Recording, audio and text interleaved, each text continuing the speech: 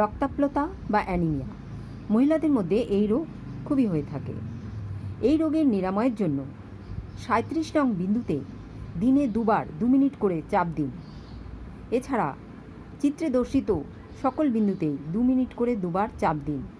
খাদ্যের পরিপূরক রূপে দিনে অন্তত 2 বার শাকসবজির রস ও স্বাস্থ্যবর্ধক পানীয় পান করুন। এছাড়াও দৈহিক চাহিদা অনুযায়ী কালো কিশমিশ সারা রাত 8 কাপ জলে ভিজিয়ে রাখুন এবং রোজ সকালে সেগুলি খান এবং জলটিও পান করুন। 8-10 দিন ধরে এই প্রক্রিয়া করতে থাকুন। এরপরে রক্তে হিমোগ্লোবিনের মাত্রা পরীক্ষা করে দেখুন। হিমোগ্লোবিনের মাত্রা সন্তোষজনক না হওয়া অবধি এই প্রক্রিয়া চালিয়ে যান। এই প্রক্রিয়া ক্যান্সার, টিবি, পক্ষাঘাত, বাত, মস্তিষ্কের সকল রোগী, পুরাতন রোগের ভুক্তভোগীদের এবং হিমোগ্লোবিনের অভাবগ্রস্ত শিশুদের ক্ষেত্রেও প্রযোজ্য।